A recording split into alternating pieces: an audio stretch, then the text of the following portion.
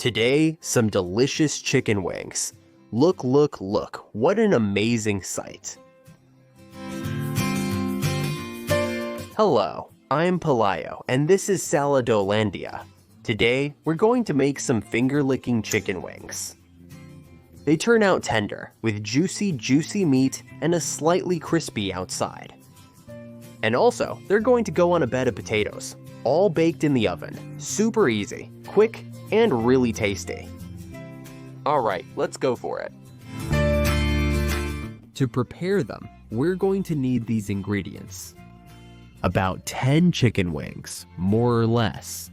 3 medium-sized potatoes, half an onion, half a teaspoon of ground thyme, and half a teaspoon of finely chopped rosemary. A splash of oil, salt, and pepper to taste. 2 cloves of garlic, and a splash of whiskey or brandy. Let's start the recipe. First, we'll prepare the ingredients that need to be done in advance. That is, we're going to peel, wash, and cut them into thick slices, about 1 centimeter or so. The potatoes, alright, all prepared. We're also going to peel and finely chop the half onion. We'll cut it into small pieces. So first I slice it and then chop those slices. This way, I quickly make small onion cubes. Perfect. I'm also going to add a splash of oil to the tray where I'm going to prepare this meat, and I'm going to spread the oil a bit with the potato. We're going to put down a first layer of potato, then we'll add some of the onion, about half, and then cover it with another layer of potato and onion. And while I do this, let me tell you that it's important for this mold or baking tray is the right size. That is, just big enough to fit the wings. Because that way, it will have the same amount of moisture, more soggy parts, so with the same amount of wet ingredients. We're going to submerge the potatoes, and having them submerged is what's going to make them cook perfectly and turn out really soft, like I was telling you. Potato, onion, potato, a little bit of salt, and also a bit of pepper to taste, so the potato has a bit of flavor. And that's it. We already have what I call the potato bed ready. Once we have the bed ready, we're going to crush the 2 cloves of garlic. You can do it perfectly in a mortar or with a garlic crusher if you have that tool. The point is to end up with a kind of garlic paste. We're going to add a few things to that paste to give it more substance, more flavor. We're going to add a bit of rosemary in there, and we're also going to add a bit of thyme as well. We're going to add a touch of black pepper to enhance the flavors. The 2 cloves of garlic we talked about are in the paste. Remember, a pinch of salt and also a splash of oil, one that you like. And then just stir it until it turns into a kind of sauce. Once you've mixed everything well, it's time to coat the wings. But first, we're going to add a bit more liquid. How? Well, with a bit of flair, with a splash of liquor. I recommend using whiskey or brandy, but you can use whichever you like. Now yes, that's it. We have it ready to soak. So let's calmly move to the side and get everything ready for assembly. Look, here we have a nicely washed chicken wing. We're going to dip it in this mixture and place it on the tray. It's that easy. Look, I fold it a little and place it. That's it. We're going to do the same with the rest of the pieces. The point is that they fit snugly on the tray, just like I explained before. That's the beauty of this recipe. That way, the liquid drips down and the potatoes end up perfectly cooked. You should always do this with very clean hands, which lets you make the most of every last drop of sauce. Now that we have them all coated, we can add a small glass of water. There we go. If you prefer, you can use vegetable broth or chicken broth. Just remember, a small glass, about 200 milliliters.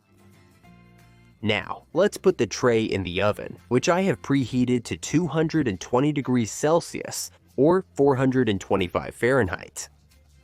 We're going to place it inside on the lower middle rack. And, as I always say, if possible, without the fan.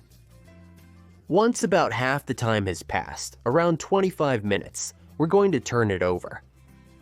This, in total, will take 60 minutes for them to be perfect. So after 20-25 minutes, you give them the first turn, and when there are 10 minutes left to complete the hour, you put them back the way they were at the beginning. That way, you leave them looking nice with the final golden touch on top. Come on, let's put it in.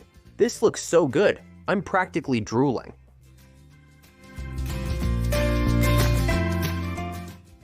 We're at the key moment. The oven. Let me give you a quick summary. You have to bake them for 60 minutes. To ensure they come out balanced, I flip them over after about 25 to 30 minutes of cooking. And then they go for another 20 minutes, and I put them back like at the beginning, so that in those last 10 minutes, they finish browning on the original side. That way, they come out balanced and juicy on both sides. It's a simple and kind of silly trick, but it gives wonderful results.